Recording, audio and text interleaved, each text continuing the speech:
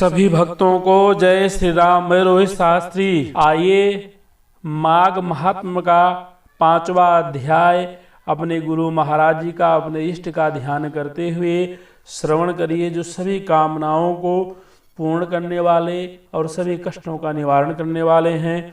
अपने गुरु महाराज इष्ट का ध्यान करते हुए ओम मंगलम भगवान विष्णु मंगलम गरुणध्वजा मंगलम पुंडरीकाक्षम मंगलाय तनो हरि। 5वां अध्याय। इतनी कथा कहकर थोड़ी देर शांत रहने के बाद वशिष्ठ जी ने कहा, हे राजन, भगवान दत्तात्रेय ने कार्तवीर्य ने माघ महात्म सुनने के लिए जो प्रयत्न किए थे उनको मैं अब तुम्हें सुनाता हूँ। उन दिनों भगवान दत्तात्रेय जी सह्य पर्वत पर निवास कर रहे थे।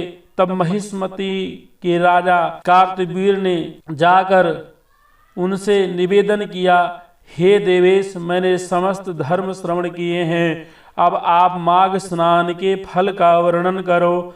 दत्तात्रेय जी बोले, हे राजन, मैं तुम्हें वह इतिहास बताता हूँ जो ब्रह्मा जी ने नारद को सुनाया था। इस भारत भूमि में जो प्राणी माघ स्नान नहीं करता उसका जन्म अकारत ही है। व्रत, दान, तप, यज्ञ आदि सबसे भगवान श्री हरि उतने प्रसन्न नहीं होते जितने माघ स्नान से होते हैं। जैसे सूर्य के सामने कोई तेज नहीं टिकता, वैसे ही माघ स्नान के सामने कोई अन्य कर्म नहीं टिकता। प्राणी को चाहिए कि वह भगवान श्री हरि को प्रसन्न करने की इच्छा से माघ स्नान अवश्य करे। मनुष्य का शरीर हाड़, मांस और रुधिर का एक ढांचा है। यह मूत्र, विष्ठा और दुर्गंधों से युक्त रहता है। वृद्धावस्था शोक, विपत्ति आदि से घिरा है। मानव देह रोगों का घर है। प्राणी का स्वभाव स्वयं संतप्त रहना और दूसरों को संताप देना है। पुरुष लोभ, मोह, क्रोध, निंदा, ईर्ष्या, बैर आदि से पूर्ण है। प्राणी सत्व, तम, रज, तम आदि तीनों दोषों से घिरा रहता है। वह स्वभावतः अधर्म की ओर अग्रसर होता है। प्राणी का शरीर अंत में नाश को प्राप्त होता है। उसमें कीड़े पड़ जाते हैं, विष्ठा या भस्म बन जाता है, या कुत्ते, श्रृंगल आदि का आहार होता है। इस प्रकार का मानव शरीर पाने वाला जीव यदि माघ स्नान न करे तो उसका शरीर धारण करना ही व्यर्थ है। माघ स्नान से प्राणी के समस्त संचित पाप नष्ट हो जाते हैं। ब्राह्मण होकर भी जो विष्णु भगवान से प्रेम नहीं करता वह उसी प्रकार नष्ट होता है जैसे अयोग्य को श्राद्ध, ब्राह्मण विहीन क्षेत्र, आचार रहित कुल नष्ट होते हैं। कपट से भरा धर्म, क्रोध के द्वारा तपस्या, कृत संकल्प न होने के कारण ज्ञान, अभिमान से सुनी हुई कथा नष्ट होती है। गुरु पर अविश्वास करने वाला ब्रह्मचारी और मंद अग्नि में डाली गई आहुति, अकेले किया गया स्वादिष्ट भोजन स्वतः नष्ट होते हैं। कन्या बेचकर यूं कंजूसी द्वारा संचित धन शुद्ध यूं दरिद्री का यज्ञ नष्ट करते हैं। जिसका अभ्यास छूट जाए वह विद्या सदा झगड़ा करने वाला राजा, रोजी कमाने के लिए उद्देश्य से की गई तीर्थ यात्रा तथा व्रत स्वतः नष्ट हो जाते हैं। चुगली तथा झूठी वाणी, संशय, मंत्र जाप, व्याकुल चित्त से किया गया जप नष्ट है।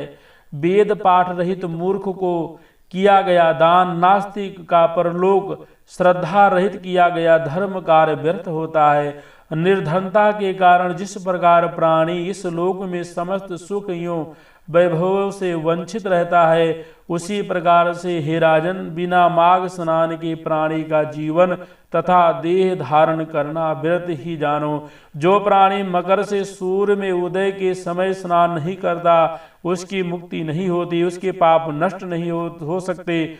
गौ और ब्राह्मण की हत्या करने वाला, स्वर्ण का हरण करने वाला, मदिरा पीने वाला, गुरु की भार्या से संभोग करने वाला, पर स्त्रीगामी आदि 5 प्रकार के महान पापी तक माघ स्नान के द्वारा मुक्ति पा जाते हैं।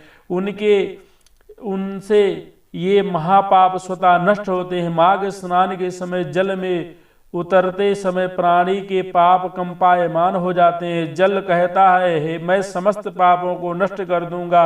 जब प्राणी माघ स्नान कर लेता है तो उसके पाप नष्ट हो जाते हैं। समस्त पाप नष्ट हो जाने के कारण वह निर्मल हो जाता है। माघ स्नान प्राणी के प्राणों को इस प्रकार जला देता है जैसे अग्नि ईंधन को जला डालती है।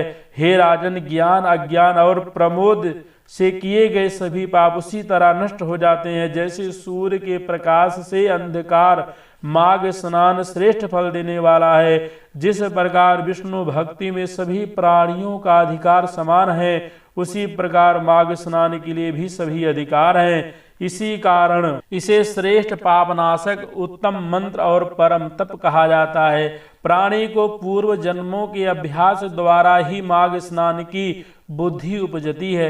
जिस तरह अनेकों जन्म के अभ्यास द्वारा आध्यात्मिक ज्ञान प्राप्त होता है, ज्ञान से बुद्धि उपजती है, माघ स्नान की महिमा अक्षय है।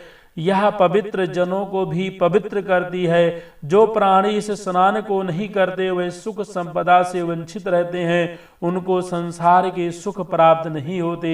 हे राजन, इस परम प्रभावशाली माघ स्नान की प्राचीन कथा सुनो। कांजिका नाम की एक ब्राह्मणी भृगु वंश में हुई, वह बाल विधवा हो गई।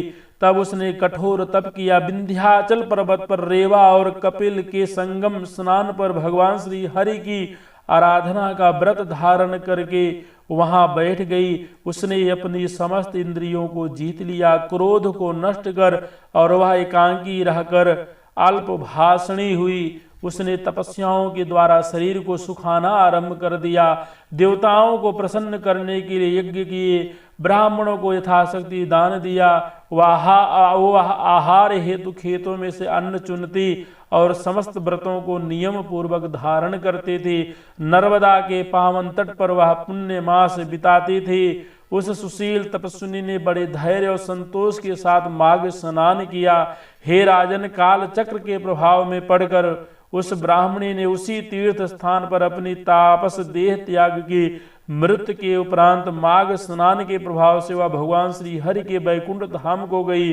वहां 4000 वर्ष तक सुख भोगती रही। उसके बाद ब्राह्मण जी ने सुंद और उपसुंद नामक महाबली दैत्यों का नाश करने के लिए उस ब्राह्मणी को तिलोत्तमा के रूप में पुनः अवतरित किया। अपने पूर्व पुण्यों के प्रभाव से ही वह परम रूपवती हुई। वह समस्त ब्राह्मण में परम सुंदरी थी। उसे देखकर देवता मोहित हो गए थे। वह समस्त अप्सराओं में श्रेष्ठ थी। उसके सृजन सारे भगवान ब्रह्मा जी भी उसके रूप को देखकर आश्चर्यचकित रह गए। उन्होंने प्रसन्न होकर उसे आज्ञा दी, हे भृगुलोचने, शीघ्र ही इन दोनों महापराक्रमी दैत्यों का जाकर संहार करो। प्रभु की आज्ञा मानकर वह हाथ में बीड़ा धारण किए ब्रह्मलोक में पुष्कर क्षेत्र में पहुंची। उसने रेवा के जल में स्नान किया। चमकीले लाल वस्त्र धारण किए, करधनी और नूपुरों की मोहक आवाज करती हुई चली। उसने गले में मोतियों की माला और कानों में लटकने वाले कुंडल पहने। ताधवी के फूल चोटी में गोथे अशोक वृक्ष के नीचे बैठकर उसने बीणा बजाकर मधुर लय में गाना शुरू किया। उस परम सुंदरी को जब नितांत अकेली मधुर स्वर में गाता उन दैत्यों के सेवकों ने देखा तो अपने स्वामियों को जाकर सूचना दी। दूतों के ने प्रसन्न हो सुंद और उपसुंद से कहा, हे दैत्यराजों, यहीं पास अशोक वन में एक परम सुंदरी नितांत अकेली बैठी बीणा पर गा रही है। उसका स्वरूप बहुत ही मनोहर मालूम नहीं है कि वह देवी है, मानवी है अथवा दानवी है। कहा नहीं जा सकता है कि वह अप्सरा है या राक्षसी है। यह नितांत सत्य है कि वह स्त्री रत्न है। आप दोनों ही स्त्री रत्नों के परखी हो, इसलिए चलकर उस मनोहर रूप धारणी स्त्री को अवश्य देखो। दूतों के उन वचनों को सुनकर वे दोनों कामुक दैत्य तुरंत उठ बैठे। उन्होंने मधपात्र वहीं छोड़ दिए। सेवा में रत सहस्त्रों सुंदरियों को त्याग कर वे अपनी भारी गदाएं लेकर दूतों के साथ उस परम सुंदरी को देखने चल दिए, जो वास्तव में उनका वध करने हेतु प्रकट थी। जैसे ही वे उसके सम्मुख पहुंचे, उसने मनोहर स्वरूप को देखते ही मोहित हो गए। उसके रूप, सौंदर्य, श्रृंगार और कटाक्ष ने उन दोनों के हृदय में कामाग्नि भड़का दी। वे दोनों समस्त हाथी की तरह उसके सामने जाकर खड़े हो गए। दोनों ही मद्य पिए थे और दोनों ही उस स्त्री के ऊपर आसक्त थे। इस कारण आपस में ही लड़ बैठे। सुंद ने कहा, हे भाई, तू अब इस स्थान को त्याग कर चला जा, यह मृगलोचनी अब मेरी पत्नी होकर रहेगी। उपसुंद बोला, नहीं, ऐसा नहीं हो सकता है, इसे तो मैं अपनी पत्नी बनाऊंगा।